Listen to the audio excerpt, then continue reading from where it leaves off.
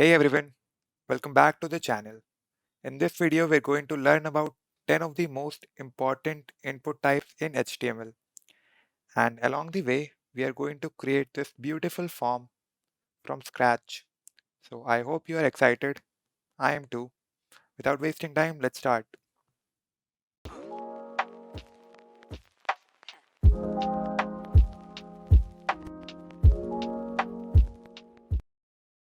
Now, before we start learning about the different input types, let me first explain what input types are, what are forms, and all of their important attributes. So right now I have this basic structure for an HTML file and I have a CSS file just to make our form look a bit pretty. But we're only going to focus on the HTML part. You can just get the code for the CSS from the link in the description. So for the structure, I right now have a div with a class of container, and inside it I have an h2 which has this heading, enter your details for the job post. So we are going to mimic a form where you are applying for a job. So you're going to enter your details. So let me first create a tag for form, and you do that using the form tag. And inside any form tag, there are two major attributes. One is action and another one is method. And right now we are going to ignore it, but let me first tell you what they do. So method refers to the method of the form, like do you want to get any details from the user or you want to show them anything. So if you want to get anything from the user, you use post one. Otherwise, you use the get one. Now, when we talk about action, so action basically means where you want to send the details of the form. So suppose you are getting some details from the user, and now where do you want to store them? So you can enter the URL of that place. Usually we handle form using PHP or language like Node.js. But right now, since we're only learning about forms, we can just ignore both of these tags. And in the another video that is going to be coming next, I will show you how to use this action attribute and use a third-party app to handle form submissions without using any language like PHP or Node.js. So if you're interested in that, please subscribe to the channel. Now let's learn about form attributes and their input tags. So very simply, we'll start with the most simple and basic input type, which is a text box. So just press input and press enter. You will get this default basic input type, which is text one. Now we use it for, let's say, for storing names. So let me put the label here. Label basically describes what our input type refers to. So let's say we are going to use it for storing the name of the user. Now this is just a simple input type, the most basic one. Here you can enter your name, that's it. And then for the input type tag, or for the input tag, we have different attributes. This type is another one of its attribute, and except this, now we have something called placeholder, and let me show you what it does. So if you enter your name here and save, you will see a message which will be shown to the user, which will help the user figure out what the input type does. So if we use placeholder here, user can easily understand that we are asking for their name. Then we have another attribute called name, and name is used to define the input tag. So let's say we are getting this form details in our mail, and inside our mail we'll get a table like structure where this name will be equal to value. If I enter here something like banana, so inside our mail we will get banana is equal to, let's say, John, which doesn't really make sense. So you have to be very careful with this name attribute. Then you can also add classes and IDs and all that to style your form. That is very simple. So let's just change it to name for now. And let me close the sidebar and increase the font size so it's easier for you to see. Now this was the most basic simple input type, which is text.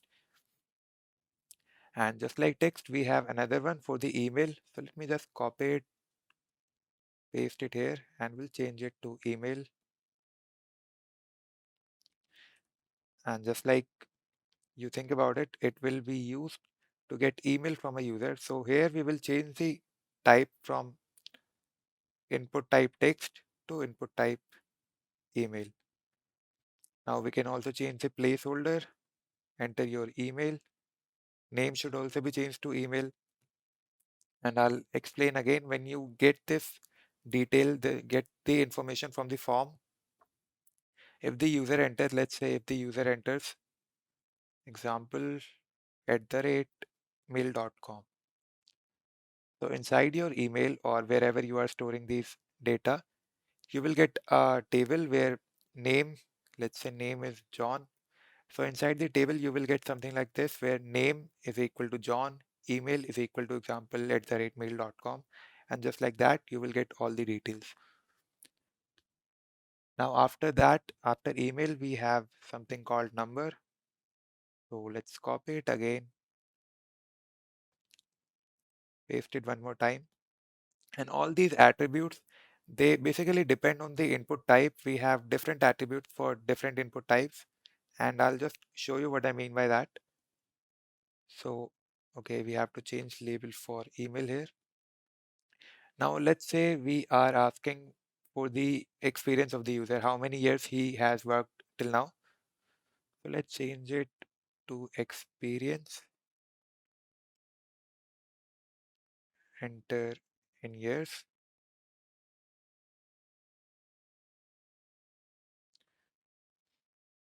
Now, experience needs to be in number, right? We cannot ask experience in a text box.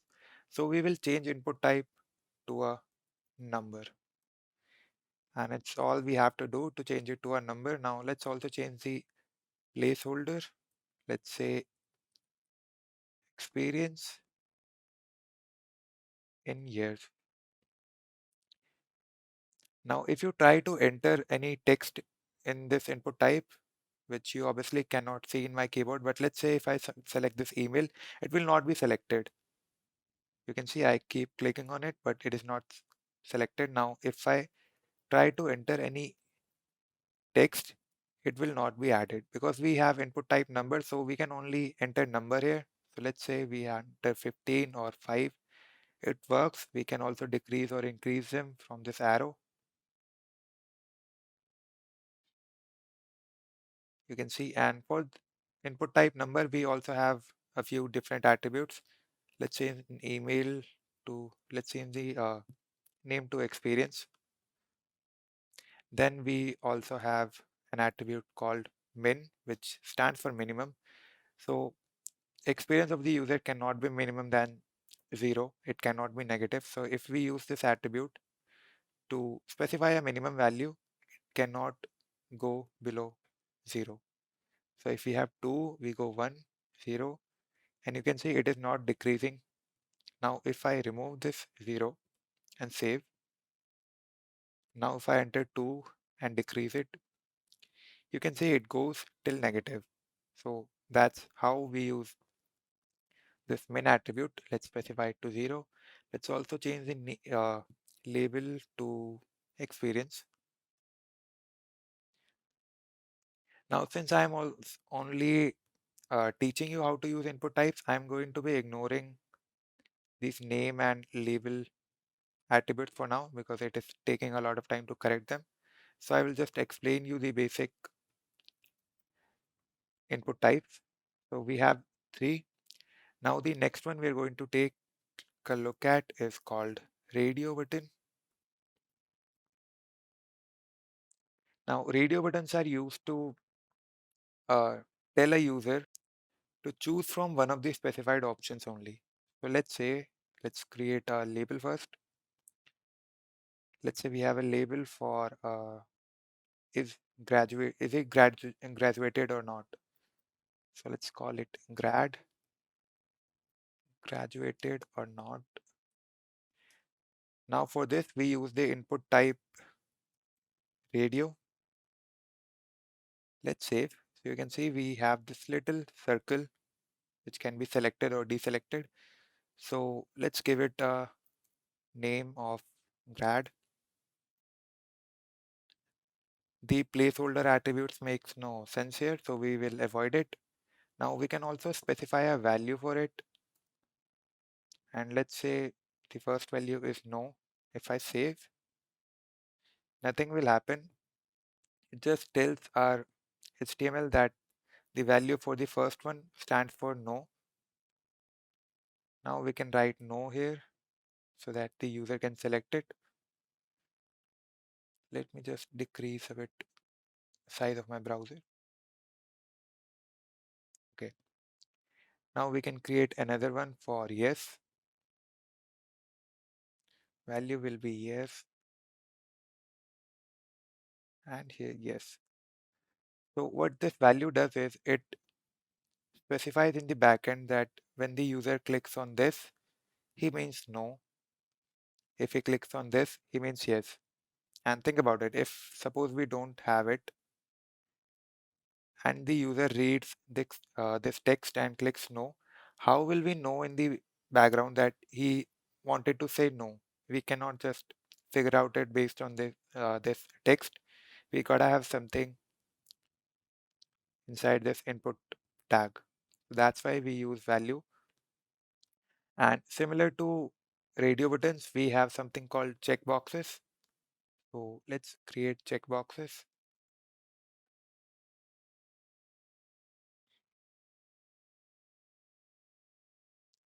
Let's create a label for, let's say, the skills of the user. Enter your skills. For checkbox, we use the input type checkbox. It, it basically works the same way as we have for the radio buttons. Now we can just ignore the IDs for now. We can give it a name of skills.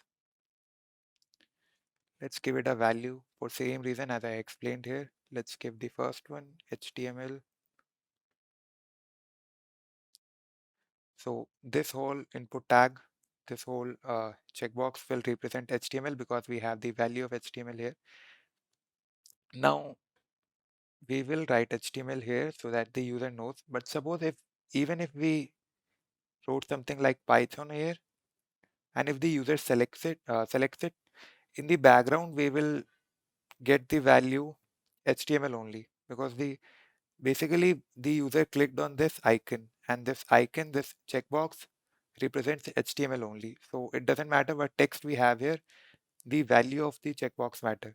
So make sure that the value and this text that you show the user match so that the user knows what to click on. So let's change it to HTML, and I will just create a few more and explain you the difference between radio buttons and checkboxes. By the way, you can have more than 2 radio buttons here too. Let me just show you. Confused. So you can see we have more than 2 radio buttons here. So it doesn't make sense. So let me just remove it. Now we have 4 checkboxes here. So let me change them to CSS. Next one will be JavaScript.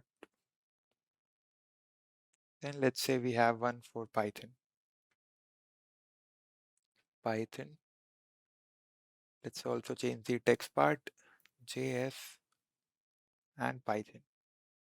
Now the major difference between a checkbox and the radio button is that when you use checkbox, you can check any number of items. So you can check HTML2, CSS2, JavaScript, Python. But when you use radio button, you can only select any one of them. So let's say I select on yes. Now if I click on no, the yes will be unselected. So that's the only major difference between checkboxes and radio button. And here I showed you an example where you can use which one. So let's say if we are asking is the user graduated or not. Now there are only two possible values. He can either say no or yes. He cannot say both. But suppose when we are asking for their skills or what languages they know, they can know more than one language, right? So that's the major use of checkboxes and radio boxes. Now let's see another type of input type. So we have 5 done. Now let's see the 6th one, and it will be one that you don't see everywhere, but you must be familiar with. And it is the date one. So let's create a label for it. Let's say we are asking for the date of birth of the user, date of birth. Now for this, we use the input type date. Let's say you can see we get this calendar kind of thing inside the input box. And when the user clicks on it, he can choose the date he wants to select. Let's say June. The year will be, let's say 2015 or something. 2015 June and date and all that. And for this one too, we will have the name attribute, which stands for DB. Then we don't need a placeholder here. We don't need a minimum here, which makes no sense. And the value will also not be required here. So that's all we have for the date one. And it can be really handy. You will not see it everywhere, but it can be really handy. Now, after date of birth, let's say we want the user to select his resume or any other type of file that he wants to attach to the form. So for that, we use the input type file. Let me just show you that one too. We will create a label for resume, attach your resume. Input type will be file. Let's give it a name of resume. Let's save. So you can see we have this option of choosing a file, and if the user clicks on it, he can choose a file from his system. So I have this dummy uh, file created just for the example purpose. So I will select it and open. Now we can see we have selected this resume test file. So we have learned about 7 different input types. Let's learn about the 8th one. This is all about the input type file. You don't need to do anything more than this. You will not require a placeholder or anything like that. Now the next one will be URL. Let's create a URL, and let's say we are asking for their portfolio website. So we will need a URL for that, or maybe their GitHub account or their Twitter, Instagram, or any other social account. Basically any type of link that we want from them. So for that, we can use the input type link. Input, let's say link. We can use the name attribute here to say portfolio. Okay, it should not be link, it should be URL. My apologies. It should be URL. And it basically looks same like the text box. So you can add a placeholder here so that they understand what they need to add. URL of portfolio. So this will only take URL when you click on the submit button at the end.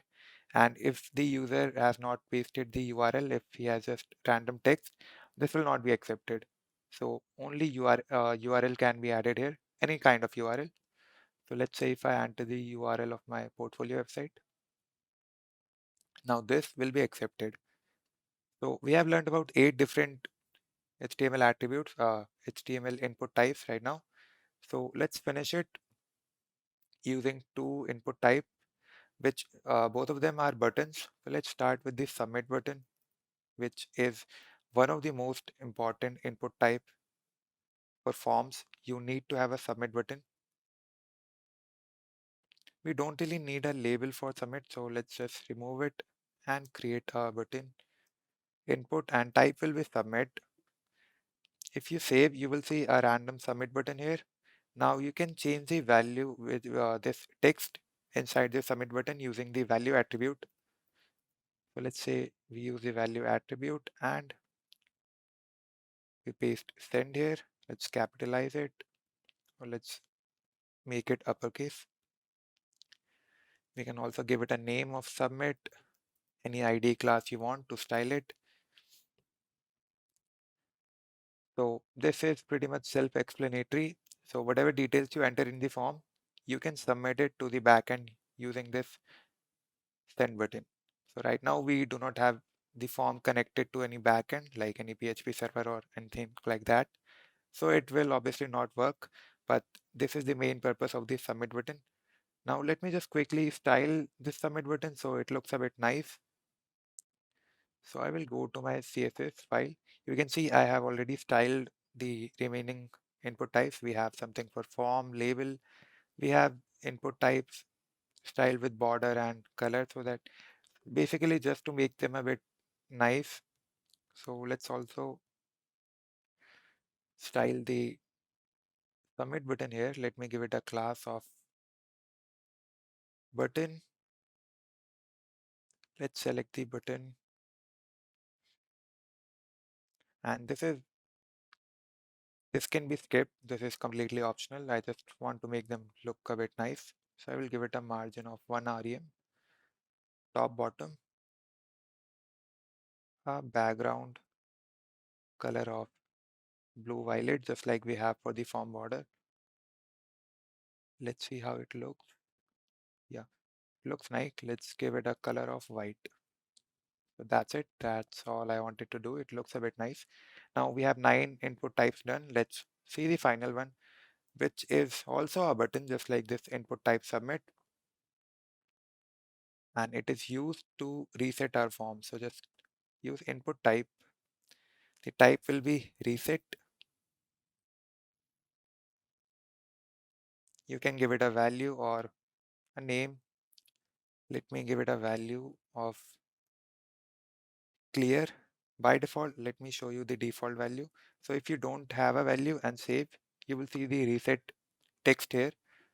But if you want to change it, you can use the value attribute just like the above. And let's say we want to say clear instead of reset. Now you can give it a name, a class. Let's give it a name of reset. I will give it a class of btn again, so it looks like the above button. And you can see we have everything. Now these are all the 10 input types that I wanted to cover in this video. And now if I go to the output, so this is our form. It doesn't look very nice right now, but you have learned about a lot of input types, which is amazing. Now let me show you how the clear one works. So let's say if you enter your name, you enter some email, you enter your experience. Okay, not 4164 is enough. Are you graduated? Let's say yes. Let's say I'm an expert and I know everything there is to know about coding. We select a random date. We select a resume. We paste our portfolio link. Now we have entered everything and we then realize that this is the false information. We have entered something for our friend and we are pretty dumb. So let's change it, and let's say we have to enter everything from starting again. So we want to clear everything. Just click on this reset or clear button and boom, everything you entered is gone. So that's how the clear or reset button works. And that's it. That was all for this video. I hope you enjoyed it. I hope you liked it. I hope you learned anything from it. If you did, please click the like button and subscribe to the channel for more such videos. In the coming videos, I will cover a few more things about form, like how to perform basic form handling using JavaScript, and just like I mentioned earlier, how to handle form submissions without PHP or Node.js and all that. And in the end, I'm thinking about creating a project related to form, like a clone of Google Form or something like that. So if you're interested in that, please subscribe to the channel and hit the bell notification. That's it. Thank you for watching and have a good day.